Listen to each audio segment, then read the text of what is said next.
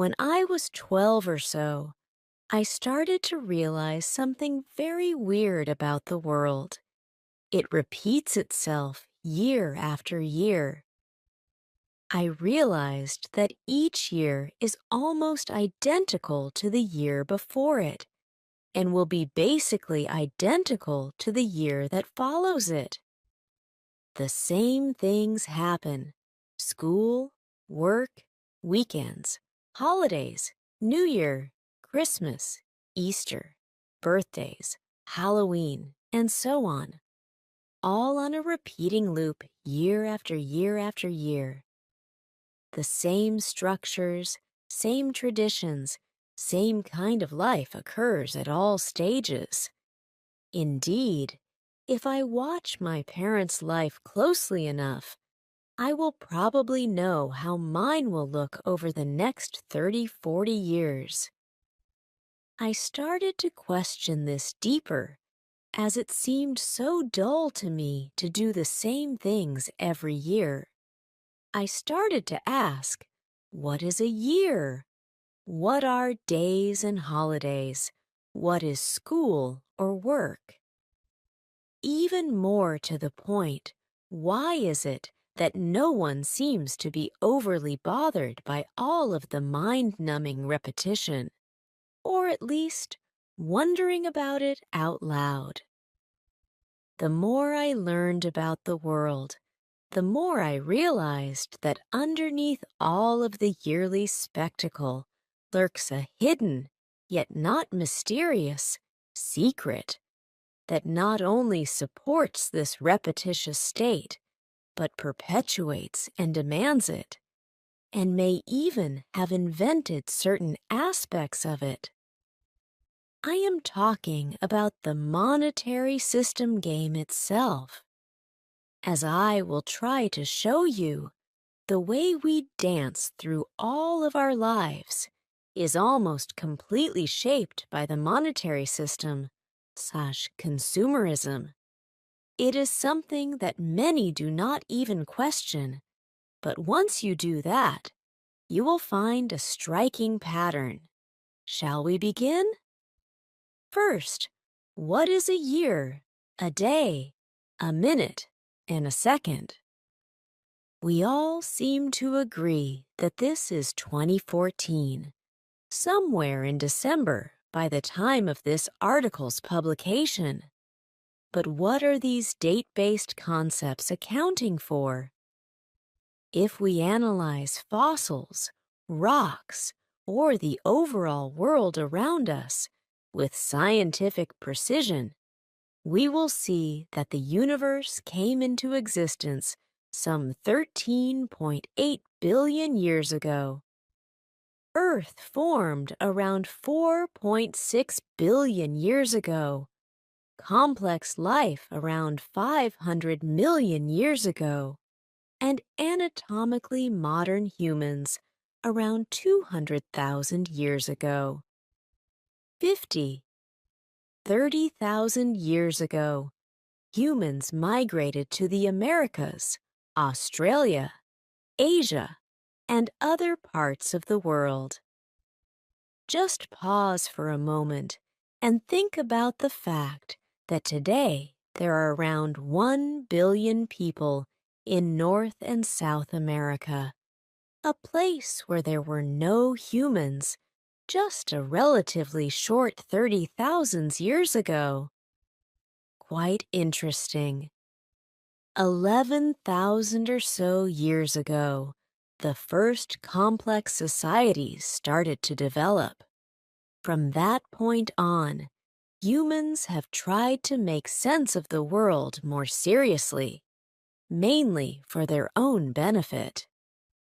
In order for them to have control over their lives, they first had to understand how the environment works. They noticed some patterns in the weather and the sky. Tracking the moon, stars, and some planets that they also thought to be stars at that time, they could begin to predict the weather. That has proven to be a major advantage. think about the fact that they could now establish a far better agricultural system and better prepare for the times to come. This entire obsession with tracking time has turned into the days, months, years, and clocks that most of us still respect to this day. To delve into how calendars came into existence is quite a challenge, and you can read the entire history here to see the many ways humans thought of counting the days and making sense of different patterns in nature. However, it seems that when there was no internet connection, as it was for those living 8,000 years ago, this was not that hard. I will briefly mention, though, that at various times there were 10 months to a year, or 5, 10 days to a week, or no weeks at all. They were all invented by observing the celestial bodies and fine-tuned over millennia, sometimes to fit a religious agenda or just a societal acceptance, or just to be practical enough to be able to help predict the future. An interesting thing happened around 500 years ago when someone decided to reset time to start with the birth of Christ, a very well-known figure that had influenced many religions at that time.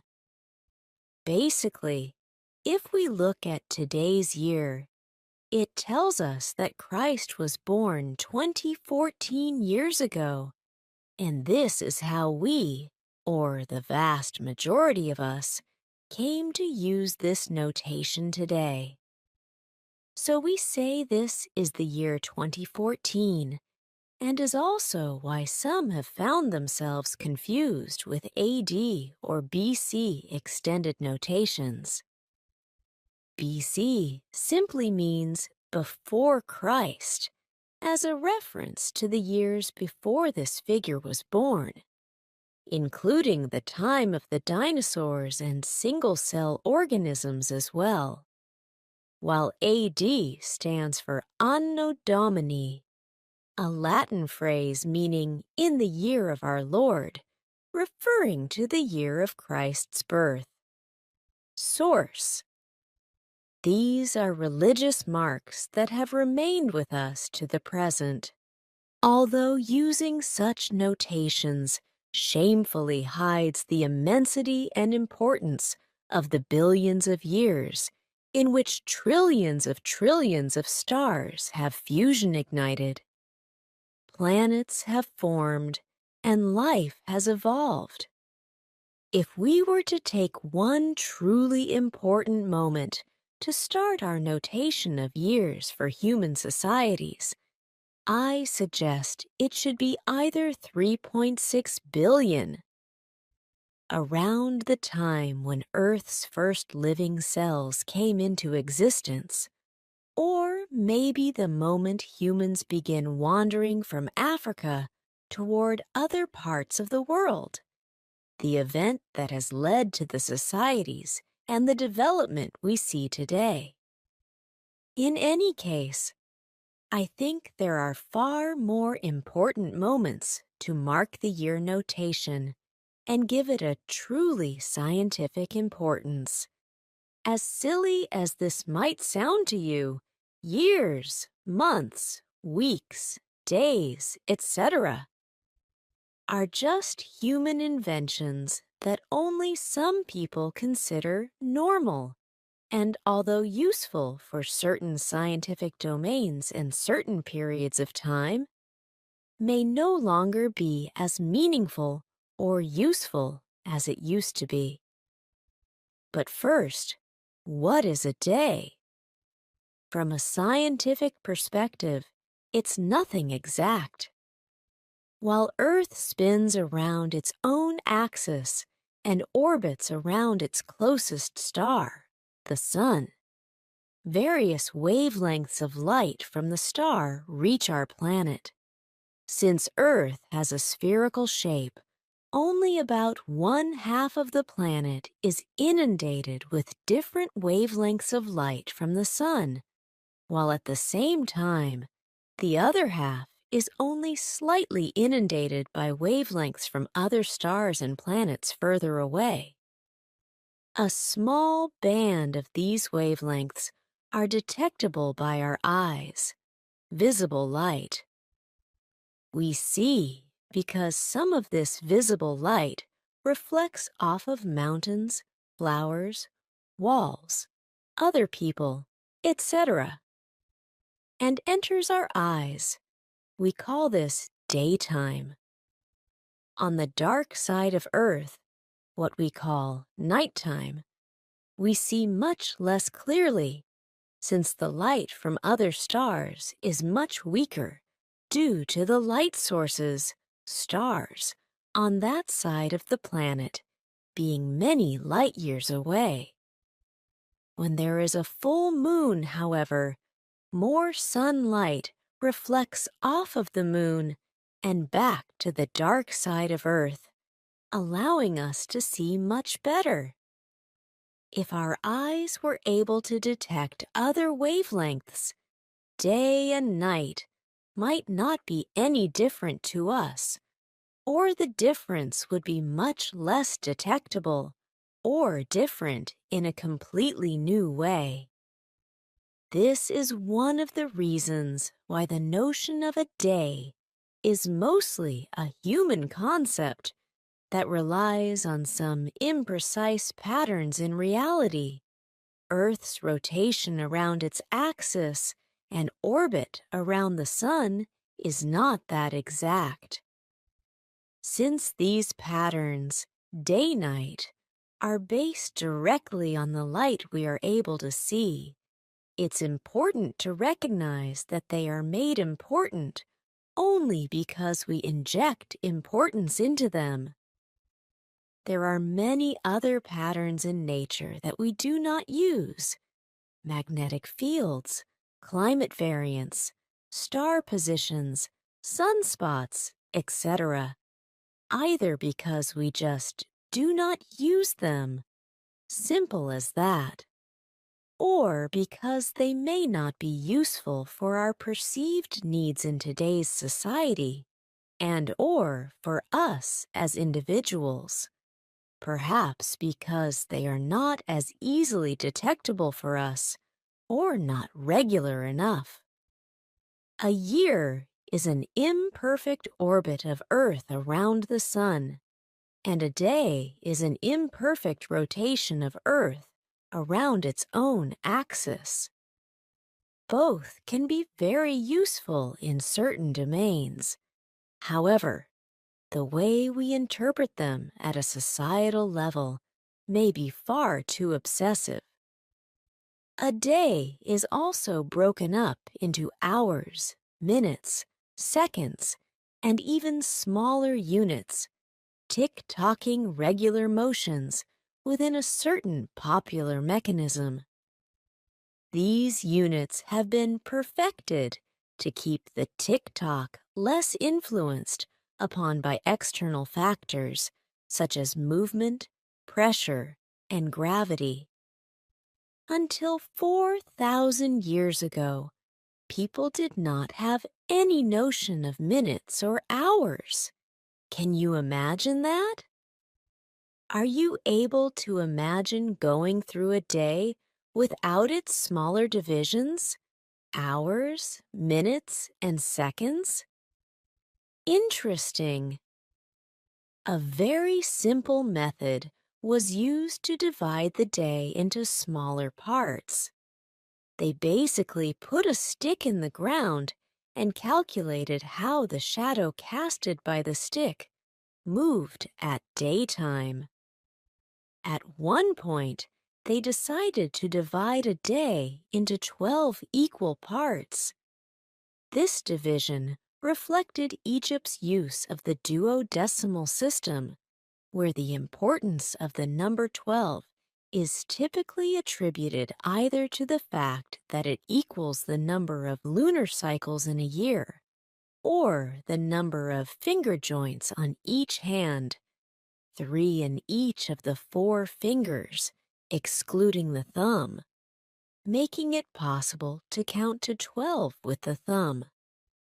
Since they didn't have artificial light readily available, they regarded night as completely separate from day, and the length of their day's hours were different from one weather period to another.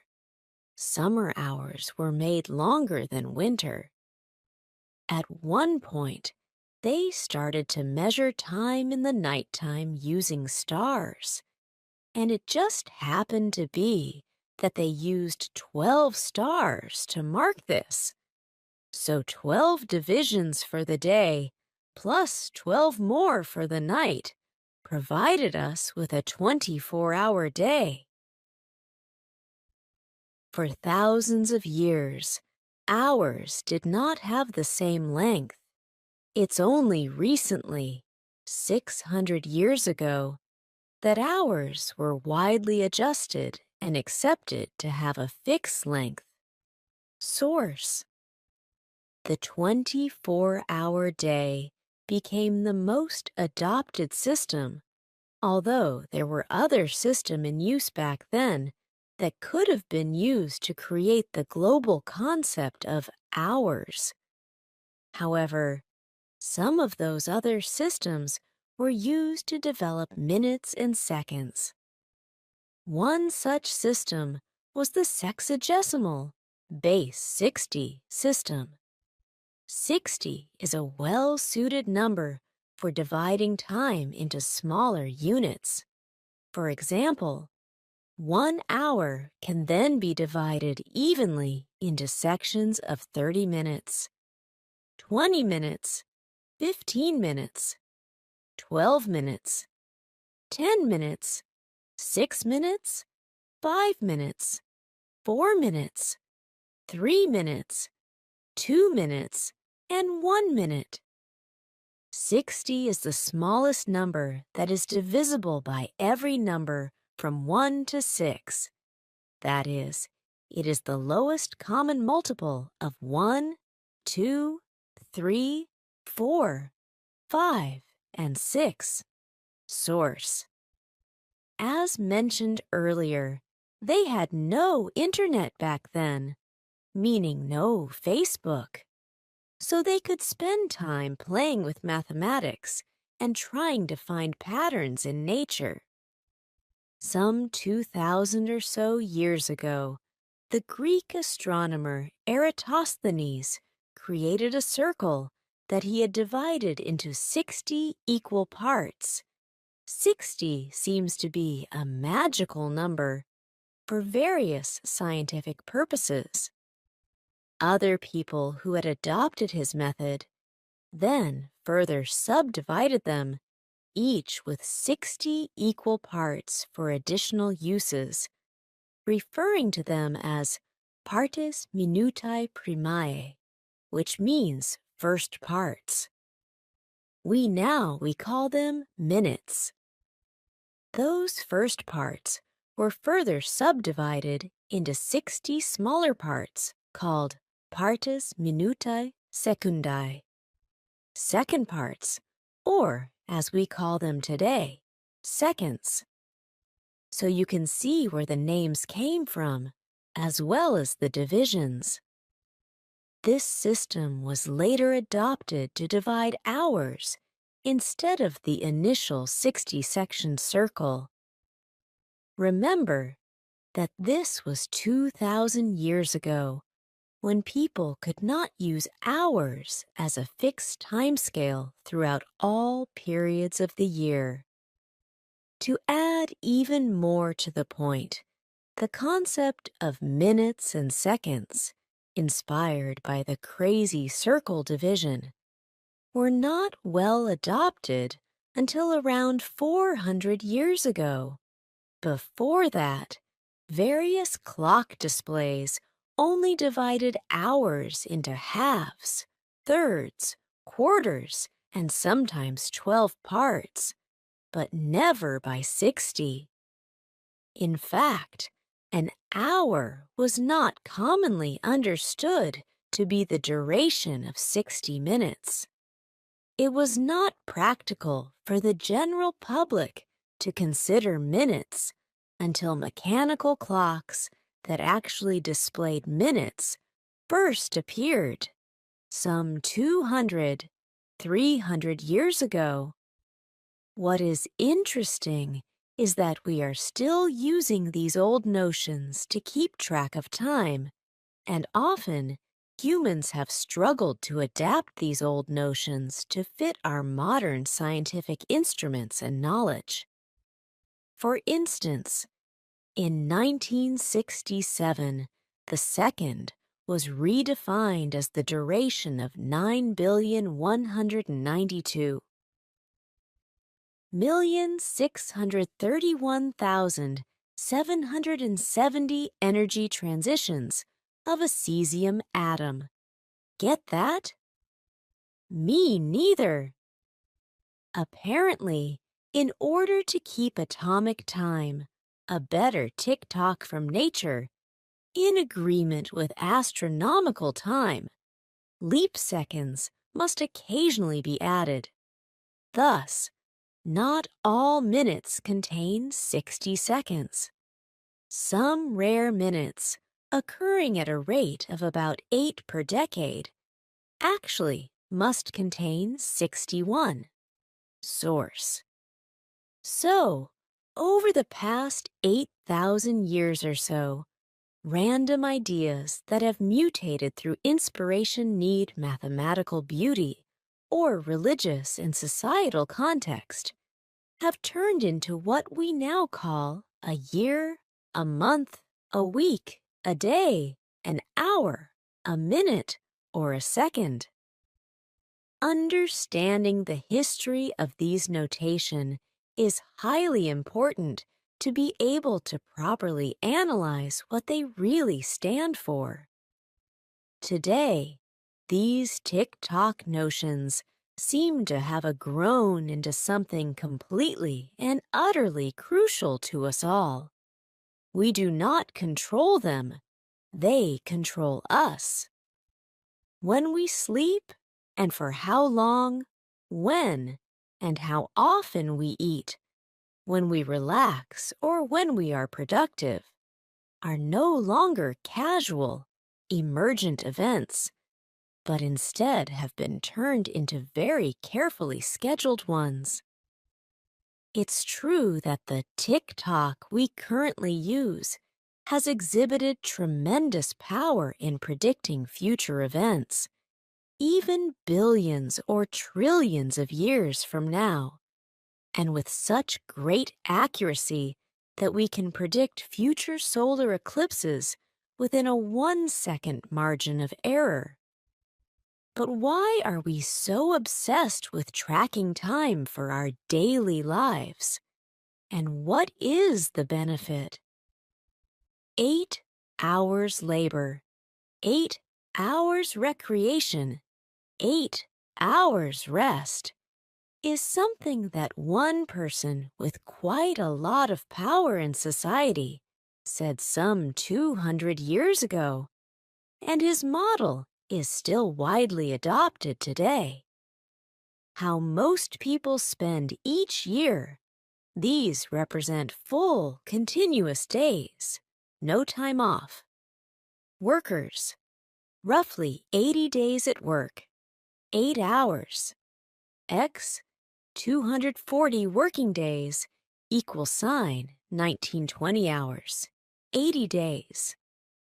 122 days sleeping, 9 days just watching commercials, 5 days cleaning, 11, 12 days cooking, 20 days driving, around 2 days stuck in traffic, just waiting, 15 days shopping. Students, 50 days at school, 6 hours.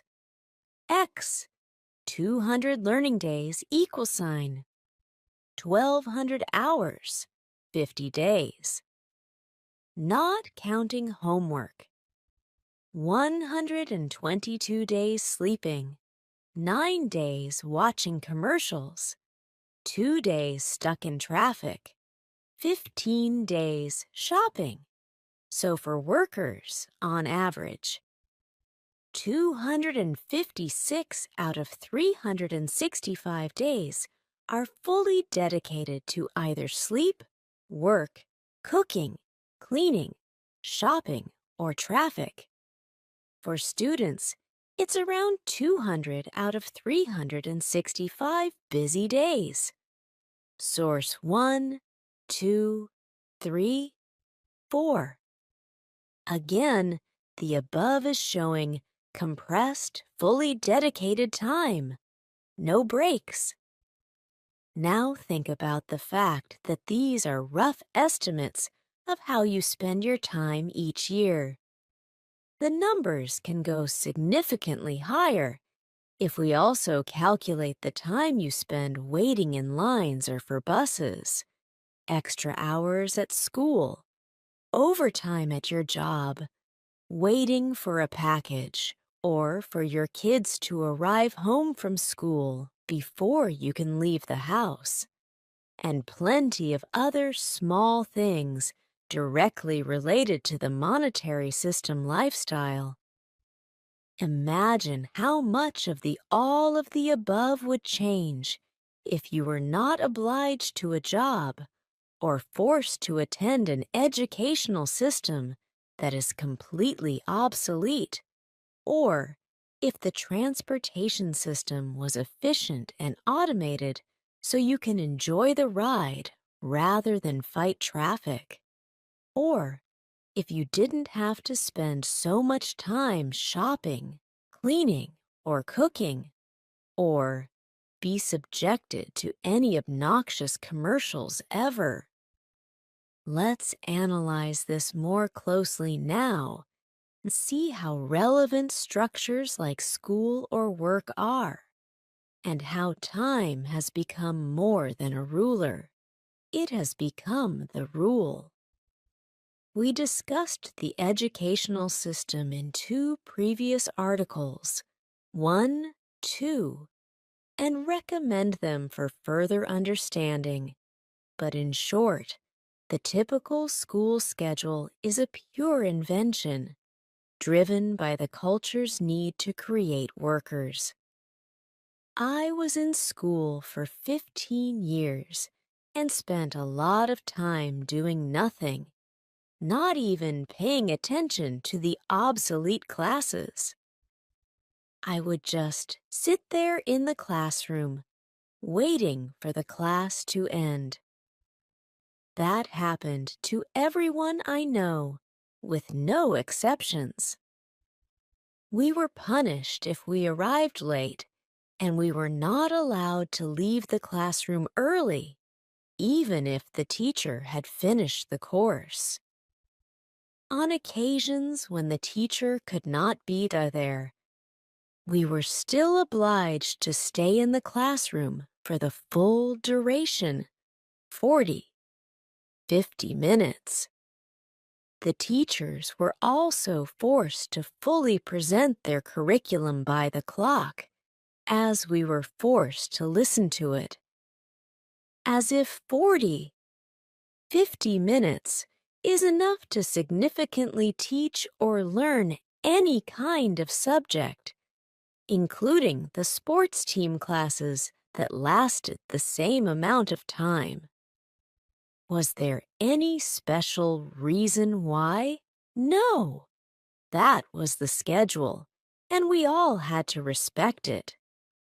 If we didn't, the consequences would be financial for the teachers and a plethora of negative impacts on students, lower school grades, disciplinary measures, things that would create a backlash and tension, stress for both the student and their parents, all out of fear that the student might not finish school or graduate with good grades, jeopardizing his future workplace, job, and thus endangering his life within the monetary system.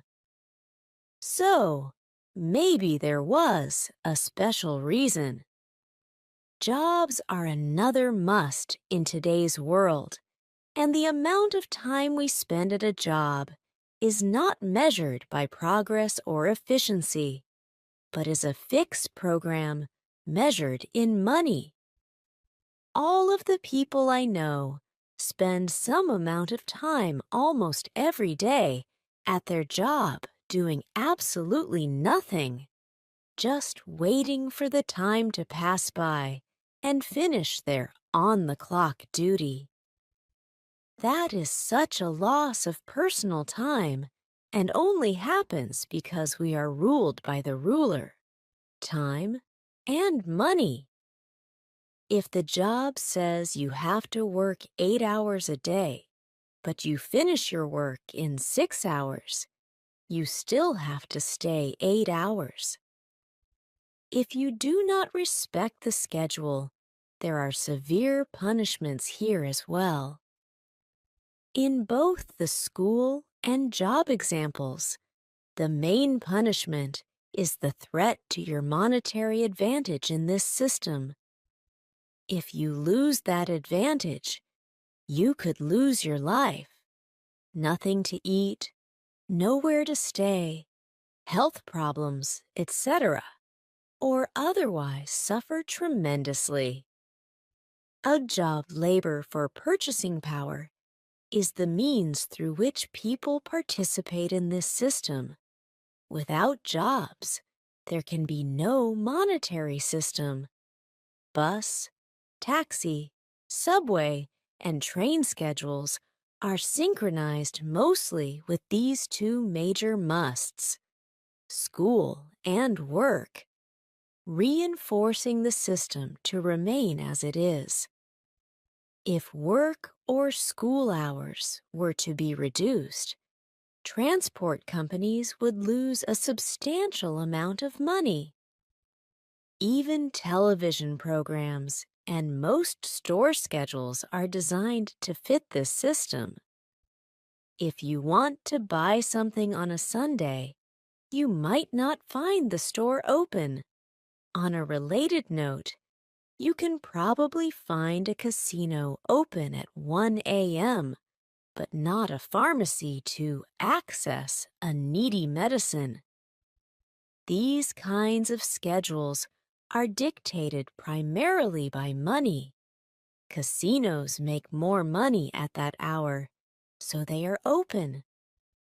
Have you ever noticed that the vast majority of movies or documentaries tend to fall within a specific running time? Well, in order to be considered for public broadcasting, they have to fit a marketed theatrical or TV station's schedule. These programs are driven by advertising and other profit motives, which is why the news, movies, documentaries, etc. often have to fill time with whatever, often nonsense, just to stretch it out to a certain length. Considering news broadcasts, shouldn't the actual news that needs reporting dictate the amount of presentation time? Why is it other way around today? Sleeping hours and the division of the day is also completely reinforced, mainly by these two sectors, work and school. We may think that is natural to sleep 6, 8 hours a day and at nighttime. Not so fast, monetary system. Many studies have been conducted, and the conclusion is that there is no normal way to sleep. Some people sleep multiple times a day for 2, 4 hours each. Some people prefer daytime sleep or a single set time per day, but for just 3, 4 hours. In today's monetary system controlled world, the all at once 8 hours a day sleep pattern is not much of a choice. I've always had a very different sleeping pattern from the norm. Going to sleep at 4-5 a.m.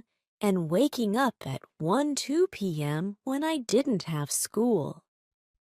When I went to school, my sleeping pattern caused me a lot of stress, and I was forced to adapt, many times going to school very tired. Simply put, I was forced to comply. From this perspective, if I weren't working for TVP magazine, I would not be able to hold a job. Every time I've had to work, side jobs, I arrived at work so tired that I wasn't able to do much work anyway. I am sure many of you are also going through this, forced to adapt to your institution's schedule, and perhaps not well. Although some think that we live in modern tribes and have such a great life, even the most basic things, like sleep, are dictated by our smart and caring society. Many times, people have to force themselves to go to sleep at 10 p.m., not because they are sleepy, but only because they have to wake up at 6 a.m. to be on schedule the next day. Maybe there would be no such thing as tomorrow if we weren't obliged to wake up to get to school or work on time. Weekends, vacations, and holidays. These are the breaks from the obligatory school and work institutionalized schedules, but even they are carefully organized and properly shaped by the monetary system.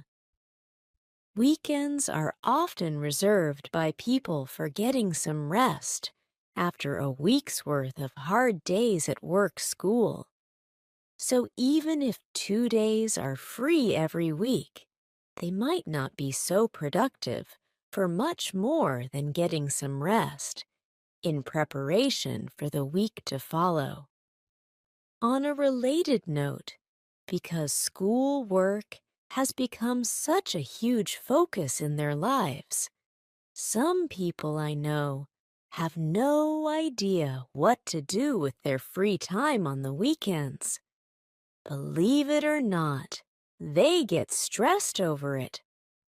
School work is so ingrained into their lives that they have no significant life outside of that. Weekends are also a time for shopping, when workers race out to spend the money they worked for that past week. So a big part of weekends is also attributed to shopping. Shopping is a crucial part of the monetary system, without which there could be no monetary system in place. People must be made to buy and consume in order to keep the cycle of money spinning. Vacations are another aspect that have become very consumer-driven. People on vacation tend to buy and use even more stuff. Perhaps it's the mental orgasm they get from it after long periods of working or learning 5 days every week. Of course, this is a huge opportunity for companies to sell even more stuff. Numerous multi-billion-dollar businesses completely rely on these long breaks, although they are not really long at all, compared to how much people are expected to study throughout a year. Many people book summer vacation trips many months in advance, often hypnotized by special offerings, while others feel the need to use that break time, to work supplementary hours to make more money. Similar things apply for winter or similar breaks, where people try to schedule them to make sure they get the most out of it. And their schedule is often influenced by advertising and artificial discounts. Religious and other types of holidays have been reduced to decorations and holiday sales on supermarket shelves and agendas, / promotions in most business marketing campaigns. Valentine's Day, Christmas, New Year's Eve, and Day, Thanksgiving Day, Halloween, Easter, National Tribal Days, People's Birthdays, anniversaries, and others have all become more recognized in what is supposed to be consumed. They have become more and more associated with the food that should be served in great, expensive, and wasteful quantities at these particular events, or the gifts, decorations, and other objects surrounding the Christmas tree or at someone's birthday. Months before a New Year's celebration, people start talking about the new location where they will celebrate. If you live here, you should go there. And if you live there, you should come here for the celebration.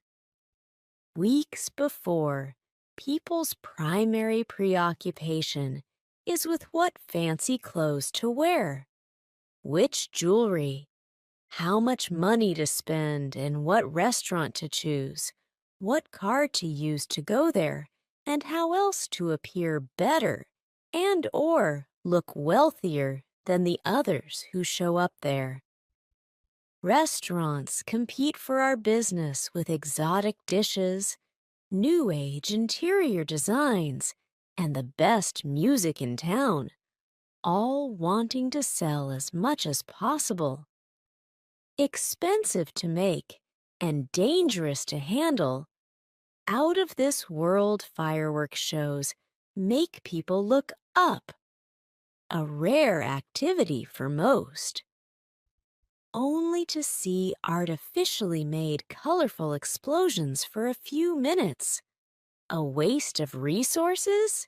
You decide. Come one, come all. The expensive drinks and dresses, uncomfortable clothes, and fake smiles are not to be missed. Sure, this does not happen all over the world, but celebrating such events is definitely influenced in one way or another by money that gives birth to social statuses fancified through objects. Even when it is just your birthday, you expect the cake and definitely some presents. Clubs and restaurants rely completely on consumption as well, and most parties are associated with food and alcohol in most parts of the world. Perhaps it's no wonder why many people prefer to get themselves drugged up after a hard week at work or a stressful week at school. All in all, because we live in a world of forced perpetual consumption and social stratification based on wealth and access, many annual events have become consumption events. From the Christmas tree to gifts, from the more expensive clothes you buy to the alcohol you consume, all of it is projected by culture as normal, just so they can continuously market their products to make a buck, with little regards for human concern. We are not implying that this is a conspiracy between companies to force us to spend more. Much more simply, it's just a part of how the monetary system works. As you probably realize by now, every aspect of your life. When and how much you sleep. When and how much you have to work or learn.